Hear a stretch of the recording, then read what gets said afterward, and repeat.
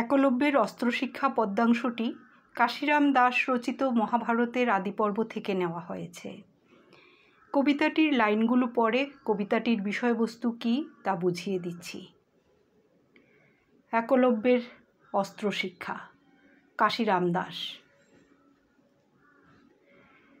তবে একদিন তথা দ্রোণগুরু স্থানে আইল নিষাদ এক শিক্ষার কারণে। হিরণ্যধনুর পুত্র একলব্য নাম, দ্রোণের চরণে আসি করিল প্রণাম। গুরু দ্রোণাচার্য, যিনি পাণ্ডব ও কৌরব রাজপুত্রদের অস্ত্রগুরু ছিলেন এবং তিনি ছিলেন মহর্ষি ভরদ্বাজের পুত্র। একদিন দ্রোণাচার্যের কাছে এক বেদ আসলো অস্ত্রশিক্ষা নিতে। এই বেদের নাম ছিল একলব্য, যে নিষাদরাজ হিরণ্যধনুর ছেলে ছিল। সে এসে দ্রোণাচার্যকে প্রণাম করল। জোড়হাত করি বলে বিনয় বচন, শিক্ষা হেতু আইলাম তোমার সদন। দ্রোণ বলিলেন, তুই হোস নীচ জাতি, তরে শিক্ষা করাইলে হইবে অখ্যাতি। জোড়হাত করে সে নরম সুরে দ্রোণাচার্যকে বলল, শিক্ষা লাভের কারণে আমি তোমার গৃহে এসেছি। দ্রোণাচার্য বললেন, তুই নিচু জাতের, তোকে শিক্ষা দিলে আমার নিন্দা হবে। অনেক বিনয়ে বলে নিষাদ নন্দন, তথাপি তাহারে না করান অধ্যয়ন। নরম সুরে শ্রদ্ধার সঙ্গে বেদের ছেলে কথা বলে, তবুও তাকে শিক্ষা দিতে তিনি নারাজ হন, অর্থাৎ রাজি হলেন না। দ্রোণাচার্য মুখে বাক্য নিষ্ঠুর শুনিল, দণ্ডবোধ করিয়া অরণ্যে প্রবেশিল। নিষাদের বেশ তেজি হইল ব্রহ্মচারী, জটাবন্ধ পরিধান ফল মূলাহারী।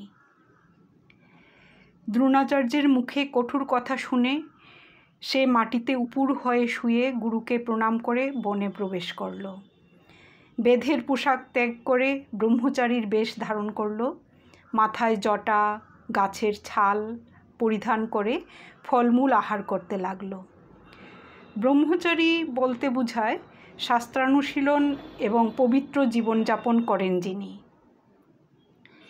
মৃত্তিকার দ্রোণমূর্তি করিয়া রচন, নানা পুষ্প দিয়া তাঁর করয়ে পূজন। নিরন্তর একলব্য হাতে ধনুস্বর, সর্ব অস্ত্র শিখি হইল মহাধনুর্ধর। মাটি দিয়ে দ্রোণাচার্যের মূর্তি তৈরি করে নানা ধরনের ফুল দিয়ে তার পূজা করতে থাকে একলব্য। নিরন্তর মনে অবিরাম, অর্থাৎ সব সময় ধনুক ও তীর হাতে নিয়ে চর্চা অর্থাৎ অনুশীলন করে সে মহান তীরন্দাজ বা দক্ষ যোদ্ধাতে রূপান্তরিত হল। তবে কতদিন পরে কৌরব নন্দন, সেই বনে গেল সবে মৃগয়া কারণ। কেহ রথে, কেহ গজে, কেহ তুরঙ্গমে, সঙ্গেতে চলিল পরিবার ক্রমে ক্রমে। কিছুদিন পরে কৌরব পাণ্ডব রাজপুত্ররা বনে শিকার করতে গেল।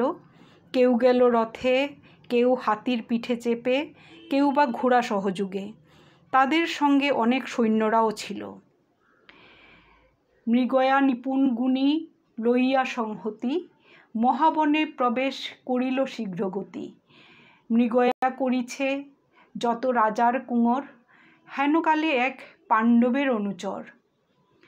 করিয়া কুক্কুর সঙ্গে যায় পাছে পাছে, উত্তরিল যথায় নিষাদপুত্র আছে।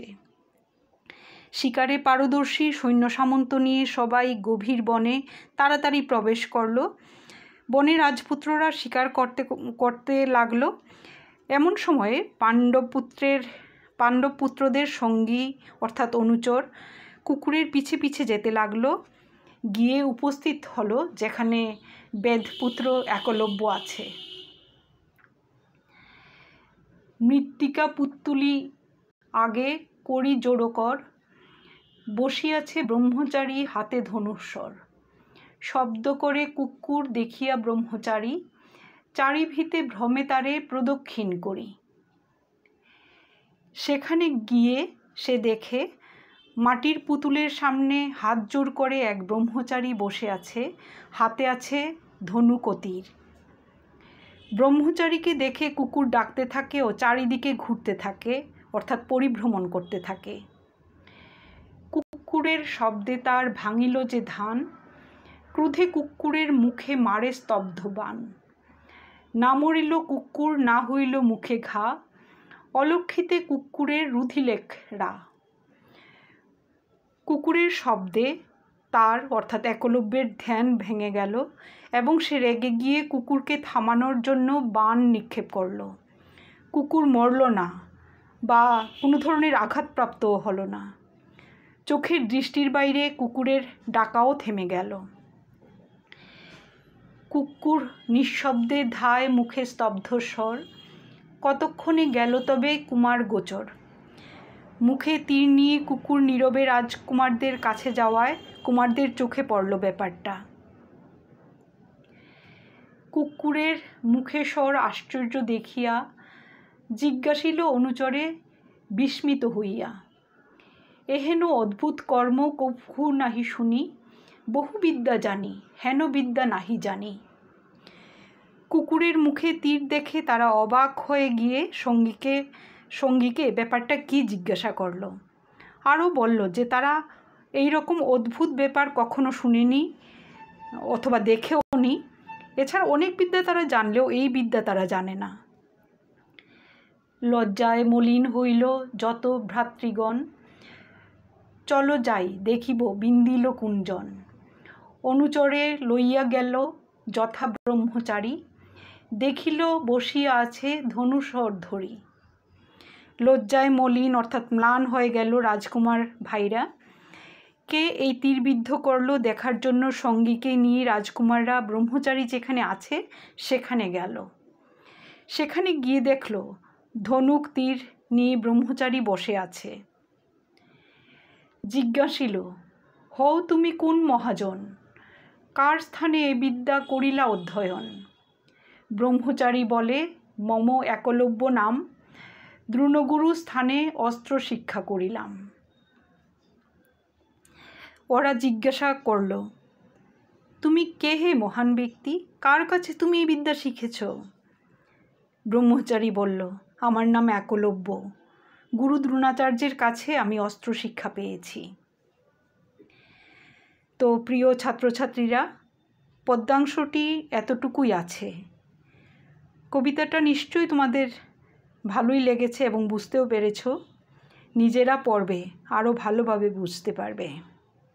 ধন্যবাদ।